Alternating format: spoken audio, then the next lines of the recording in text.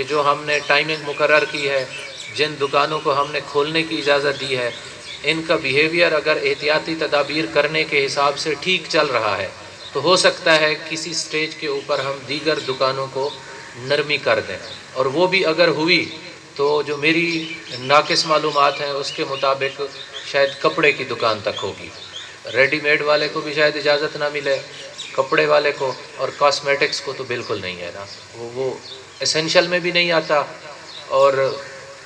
کیونکہ موجودہ حالات میں صرف ان دکانوں کو کھولا جا رہا ہے جن کا تعلق انسانی زندگی کے ساتھ ہو، پھر کچھ ایسی ہیں جن کا تعلق لوگوں کے روزگار کے ساتھ ہو۔ تو مجھے یہ بھی علم ہے کہ ہمارے جو لوگ کپڑا بیچتے تھے اس وقت وہ فروٹ کی ریڑھی بیچ رہے ہیں، بھوکے وہ بھی نہیں ہیں، ان کے پاس بھی کچھ نہ کچھ انکم اب بھی چل رہی ہے، تو وہ نظام زندگی چلتا رہتا ہے کسی نہ کسی انداز سے۔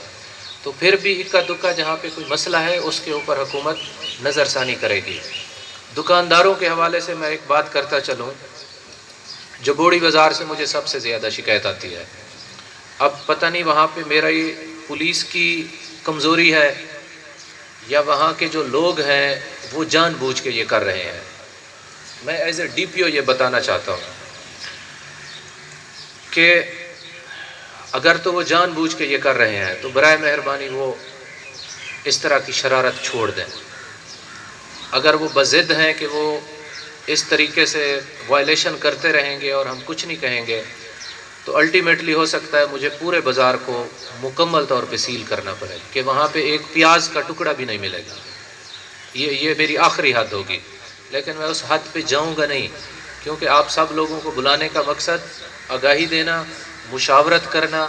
پھر جہاں پہ کوئی مسئلہ ہوتا ہے تو مل بیٹھ کے اس کو حل کرنا، اور جہاں جہاں کوئی کمی کوتاہی ہوتی ہے نشاندہی کرنا تاکہ لوگ اس کو ٹھیک کرنے کی کوشش کریں۔ لیکن جبوڑی بازار سے مجھے 3-4 دفعہ مسلسل یہ کمپلینٹس آئی ہیں۔ پھر جب ہم یہ شنکیاری بازار میں آتے ہیں، یہاں پہ کچھ جوتے والے ہیں، وہ روزانہ کی بنیاد پہ وائلیشن کرتے ہیں، مجھے تصویر اور ویڈیو کی شکل میں رپورٹ آتی ہے، وہ کسی بھی عدالت کے سامنے مکر بھی نہیں سکتا کہ جی میں نے نہیں کھولی ہوئی تھی۔ جو کیمرہ میں نے لڑکوں کو دیا ہوا، وہ جب تصویر بناتے ہیں تو نیچے ڈیٹ بھی لکھی ہوتی ہے، ٹائم بھی لکھا ہوتا ہے، تو وہ مکر نہیں سکتے۔ تو ان سے بھی میری گزارش ہے کہ وہ جو قانون ہے، جو حکومت کے احکامات ہیں، جو ڈائریکشن ہے، ان کے اوپر عمل کریں۔ پھر ایک اور بات کرتا چلوں کہ بعض دکاندار، سب کی بات نہیں کر رہا، بعض دکاندار احتیاطی تدابیر پہ نہ خود عمل کر رہے ہیں نہ اپنے گاہکوں کو عمل کروا رہے ہیں۔ اب ان کے اوپر جو ہماری پالیسی ہے وہ میں پالیسی شیئر کرتا چلوں، وہ پالیسی یہ ہے کہ ایسے تمام دکاندار نہ ہم ان کو گرفتار کریں گے نہ ہم ان کے اوپر پرچہ درج کریں گے، ہم صرف ایک کارروائی کریں گے کہ ہم اس کی دکان کو سیل کر دیں گے۔ ایس ایچ او صاحب شٹر بند کرے گا، تالا لگائے گا، اس کے اوپر ٹیپ چڑھائے گا، اپنے دستخط کرے گا، چابی اپنی جیب میں رکھے گا اور دکاندار کو کہے گا کہ جی آپ جائیں، گھر جانا چاہتے ہیں گھر جائیں، کسی افسر کو شکایت کرنی ہے تو شکایت کے لیے چلے جائیں، عدالت میں اس تالے کو کھلوانے کے لیے کوئی ریٹ پٹیشن کرنا چاہتے ہیں تو وہ چلے جائیں۔ ہم گرفتار کر کے اس کی بے عزتی نہیں کریں گے، ہم پرچہ درج کر کے اس کو تکلیف نہیں دیں گے، لیکن دکان کو ہم سیل کر دیں گے۔ وہ اگلے دن کھلوا سکتا ہے کسی آرڈر کے تحت، وہ بے شک کھلوا لے، اسی دن کھلوا سکتا ہے، اسی دن کھلوا لے۔